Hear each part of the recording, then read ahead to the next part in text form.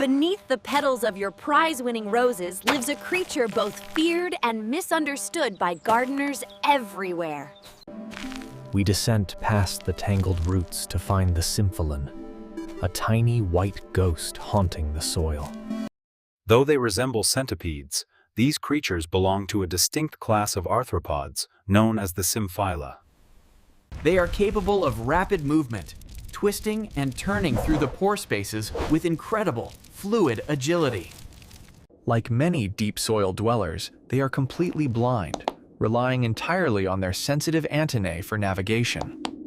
Their long antennae are constantly in motion, tapping the ground to build a sensory map of darkness. Their soft, translucent bodies lack hard armor, making them vulnerable to desiccation and heavy pressure from above. An adult Symphylan typically possesses 12 pairs of legs, which move in a synchronized and rhythmic wave. Their most unique feature lies at the rear, a pair of spinnerets used to produce fine silk. Unlike spiders, which spin from the abdomen, Symphylans use these rear structures to line their underground tunnels. Silk reinforces their burrows, keeping the walls from collapsing and allowing for rapid, unobstructed travel lanes. This silk also acts as a safety line, helping them navigate vertical drops within the soil structure. While some species eat decaying matter, many have a taste for the living tissue of plant roots. They graze on the delicate root hairs, stripping the plant of its ability to absorb vital water. This feeding habit can stunt the growth of crops, earning them a notorious reputation among vegetable farmers. They often congregate in localized hotspots, capable of decimating the root system of a single unfortunate plant. However, not all their work is destructive. They also consume fungi and help break down organic matter. By feeding on soil fungi, they help regulate fungal populations and prevent the overgrowth of mold networks. They are masters of vertical migration, moving deep into the subsoil when surface conditions become too harsh. In the heat of summer, they descend feet below the surface to find moisture and stable temperatures. Some have been found over a meter deep, living in a world completely divulsed from the surface. Uniquely, they have only one pair of spiracles located on their head to intake oxygen for breathing. This limited respiratory system restricts their size and forces them to live in high humidity environments. Without constant moisture, their soft bodies would quickly dry out, leading to fatal desiccation within minutes. The soil is a dangerous place, patrolled by voracious predators like ground beetles and centipedes hunting for meat.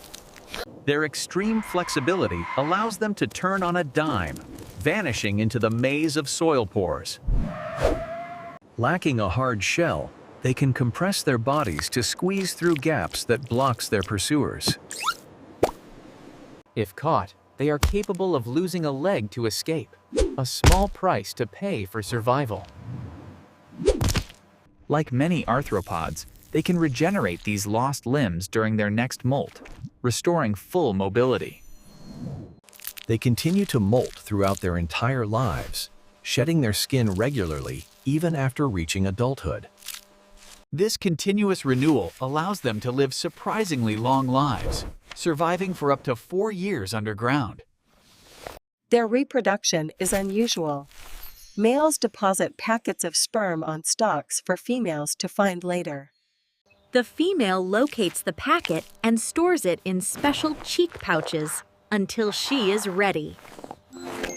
Eggs are laid in clusters within deep crevices, protected by the stable humidity of the subsoil layers. Mothers often stay with the clutch, guarding them from fungi and predators until the young hatch. The hatchlings emerge with only 6 or 7 pairs of legs, looking like miniature versions of adults. With each molt, they add a new body segment and pair of legs, growing longer and faster. In favorable conditions, their populations can explode, with thousands inhabiting a single cubic meter of soil. They are particularly troublesome in greenhouses, where warm, moist conditions create a perfect paradise for breeding. They rely on existing soil pores and channels, as they are not strong enough to burrow through solid clay. Abandoned earthworm tunnels serve as superhighways, allowing them to travel great distances across the garden. They share the dark with springtails and mites, usually ignoring their neighbors in favor of finding roots. Their constant antennal tapping is a form of tasting, checking the chemical composition of every surface. When moving in the open, they are surprisingly fast, a frantic sprint to find the next cover. Light is their enemy. Exposure to the sun triggers an immediate panic response to dig downward. They are photonegative, biologically programmed to seek out the darkest, dampest recesses of the Earth. Though blind, they possess sensory organs at the base of the antennae to detect humidity and vibrations. They can smell the carbon dioxide given off by roots, tracking the breath of the plant. Germinating seeds are highly vulnerable, often killed before they can even break through the soil surface. Farmers often see the damage above ground without ever realizing the culprit is hiding deep below. Controlling them is difficult because they simply migrate deeper to escape surface pesticides and tillage. Nature provides its own controls in the form of predatory mites that hunt Symphylans in the dark. Encouraging a healthy ecosystem of predators is often the only way to keep their numbers in check. Their silk is not sticky like a spider's web, but structural, used for navigation rather than hunting. They are fastidious groomers, constantly cleaning their antennae to ensure their sensory input remains sharp. These creatures are successful global citizens, found in soils on every continent except for Antarctica. In the wild, away from gardens, they play a vital role in breaking down tough forest litter. Their digestive activity releases nutrients back into the soil, feeding the very plants they sometimes damage. Their relationship with plants is complex, balancing on a fine line between pest and beneficial recycler.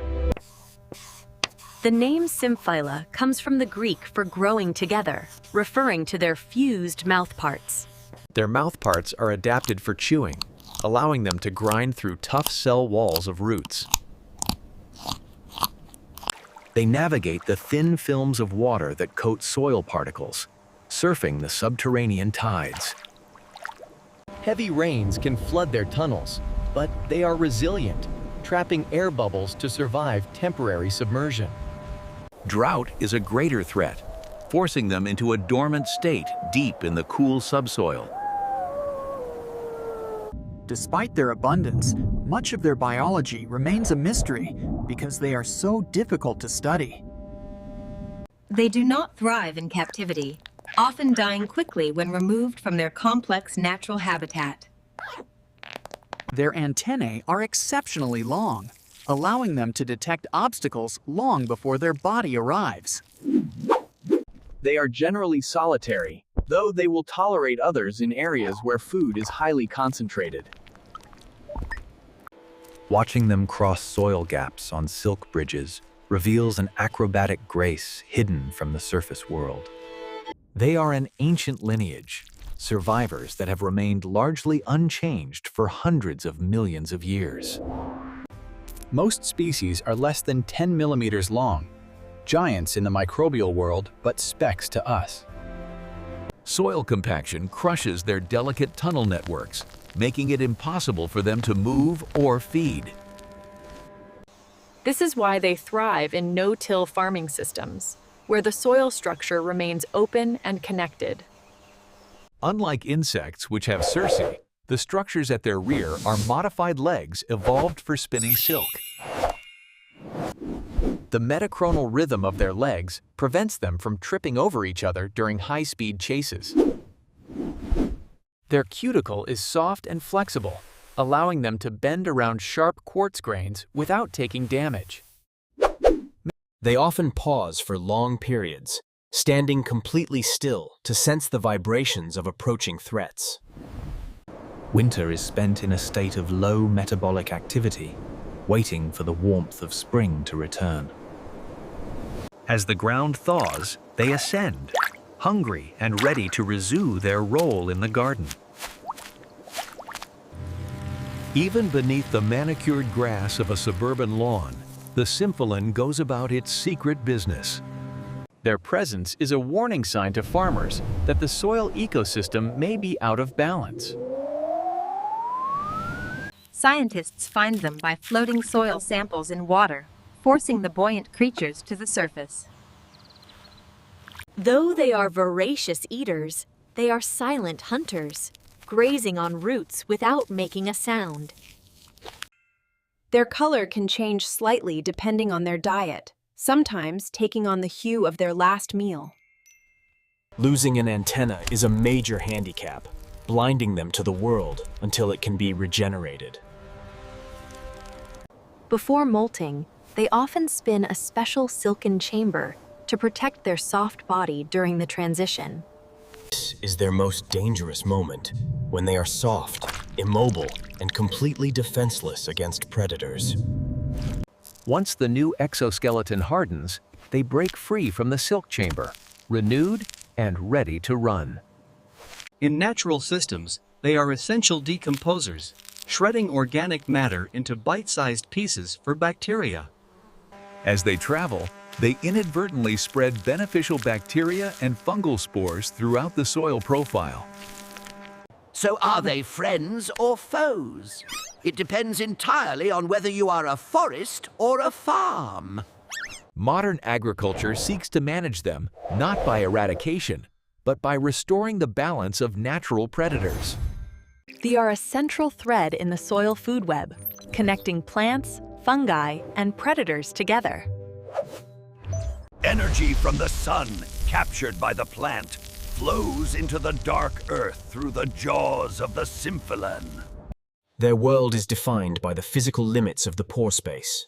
Where the pores end, they stop. They have a low tolerance for carbon dioxide buildup, driving them upward when the deep soil stagnates. Watching them groom is hypnotic, a reminder of the constant maintenance required to live in the dirt. Sometimes they seem to race through the tunnels, though the purpose of this behavior is unknown. Fossils show that they have been doing exactly this, in exactly this way, for eons. They are perfectly adapted to their niche, an evolutionary success story that needs no improvement. They feel our footsteps long before we see them, retreating into the fortress of the deep soil.